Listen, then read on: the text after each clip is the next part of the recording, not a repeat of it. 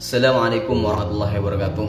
Di Indonesia sekarang sedang berlangsung yang namanya PPKM. PPKM dari sudut pandang pemerintah adalah pemberlakuan pembatasan kegiatan masyarakat. Tapi dari sudut pandang rakyat kecil atau rakyat jelata, PPKM adalah pelan-pelan kita mati. Banyak video yang berseliweran di sosial media, rakyat-rakyat kecil diperlakukan dengan sangat tidak adil. Para pedagang diusir, disemprot, dagangannya diacak-acak dan disuruh tutup lebih awal. Mereka dibentak-bentak layaknya pelaku kriminal kelas kakap.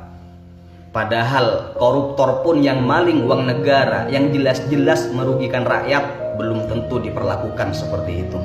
Buat para pemerintah terkait yang sangat saya hormati, mohon maaf atas kelancangan saya.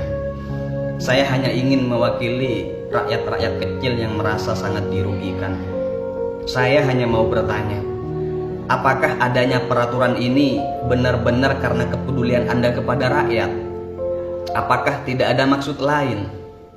Kalau memang adanya peraturan ini atas dasar kepedulian Anda kepada rakyat, tapi kenapa seolah malah semakin menyengsarakan rakyat?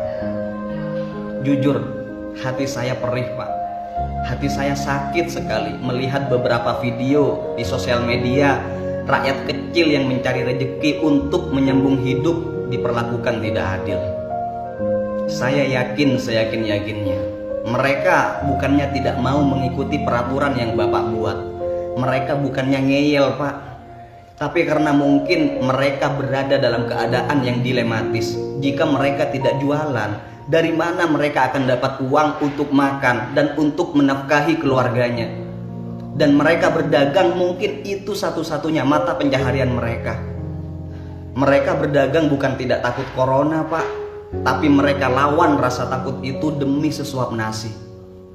Bagi mereka berdagang keluar rumah belum tentu mati karena corona, tapi kalau mereka berhenti berdagang dan berdiam diri di rumah, maka sudah pasti mereka akan mati kelaparan. Di antara mereka beraneka ragam, Pak.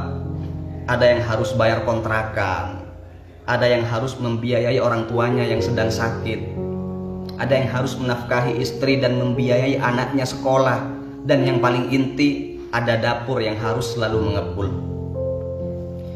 Kalau Bapak sih enak, gaji terus mengalir tiap bulan. Coba bandingkan dengan mereka. Dari mana mereka akan dapat uang untuk menyambung hidup, sementara satu-satunya mata pencaharian mereka adalah berdagang? Cobalah ajak mereka bicara baik-baik, Pak. Ajak mereka diskusi, lalu tanyakan kenapa mereka masih buka dagangannya walaupun sudah dilarang dan dibatasi. Saya yakin, seyakin-yakinnya, bukannya mereka tidak mau mentaati peraturan yang Anda buat, bukannya mereka mau ngeyel, tapi mereka didesak dengan keadaan ekonomi yang terkatung-katung. Berilah mereka solusi. Saya yakin mereka akan taat. Jangan hanya mengadakan peraturan sepihak tapi tidak memberikan solusi pada rakyatnya. Anda digaji dengan uang rakyat bukan untuk menyengsarakan rakyat, Pak, tapi untuk mensejahterakan mereka. Sekali-kali jangan hanya razia masker, Pak. Cobalah melakukan razia pada rakyat-rakyat miskin yang membutuhkan bantuan. Jangan hanya anggaran corona yang diturunkan, Pak, tapi turunkan juga bantuan untuk rakyat kecil yang membutuhkan. Mereka rakyat kecil bukan tidak takut corona, Pak. Mereka takut, tapi mereka lebih takut kalau anak dan istri atau keluarganya di rumah tidak makan.